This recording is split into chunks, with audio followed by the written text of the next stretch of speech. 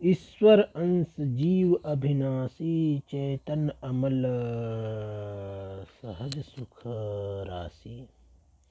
हम लोग उस परमात्मा का ही अंश हैं और उससे विलग होके सुखी रहना चाहें तो कैसे असंभव है। उससे हम लोग अलग होके कभी भी खुश नहीं हो सकते। इसलिए जीवन में सारा कर्म करते हुए तो उसके लिए भी समय देना चाहिए जहाँ से हम लोग आए हैं और बार बार जन्म मरण के चक्कर में फंसे हैं और उसको समय न दे के केवल दुनियादारी के ही में समय दें और उसका समय हम लोग निर्धारित ही न करें।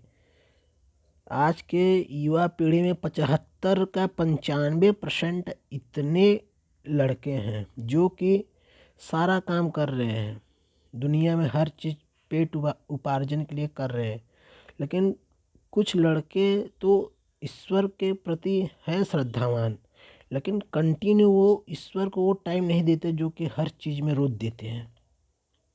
ईश्वर के लिए टाइम देना बहुत ज़रूरी है। जैसे कि हम लोग हर काम के लिए टाइम देते हैं, वैसे ही ईश्वर के लिए एक समय निर्धारित कर लो कि हमको 15 मिनट 20 मिनट 25 मिनट ईश्वर के ध्यान में बैठना है तो बैठना है।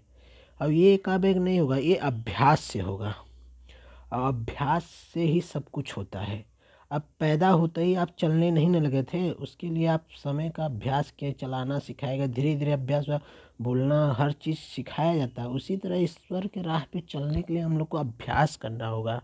ये सोचे कि 4 दिन का ज्ञान का बात सुने और सोचे कि अब आज हम कर लेंगे, तो ये उत्तेजना से आप नहीं चल सकते। उसके लिए धीरे धीरे धीरे धीरे पहले 10 मिनट, फिर 15 मिनट, फिर 20 मिनट, फिर आधी घंटा, फिर अपने जीवन का धीरे धीरे सारा काम करते हुए ईश्वर के आधे घंटा, जब लास्ट समय आए तब उसके लिए पूरा समय दीजिए।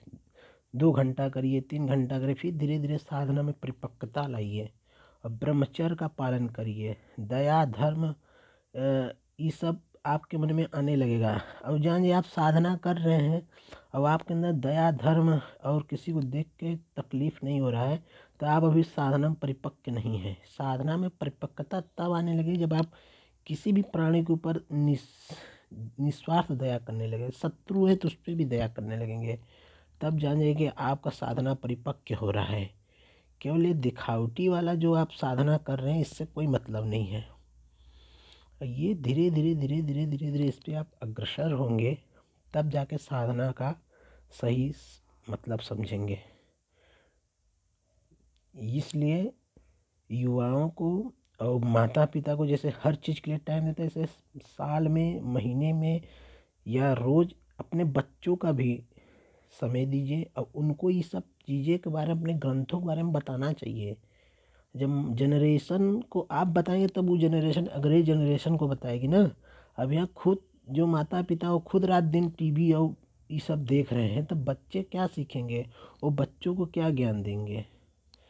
तो वो चीज़ भी करिए, परंतु ईश्वर के बारे में उनको, संस्कृत के बारे में, ईश्वर के बारे में भी बताते रहिए, तब तो सही है। और खुद तो बहुत बड़ा का रात दिन अच्छी अच्छी बातें करो, बच्चों के सामने कुछ कर ही नहीं रहे हैं।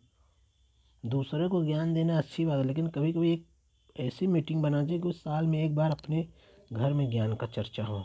बाहर तो बहुत बड़ी बड़ी बातें लोग हाँकते हैं, कभी कभी अपनी फैमिली मीटिंग में भी ये सब करना चाहिए, लेकिन उस पर हम लोग करते नहीं हैं।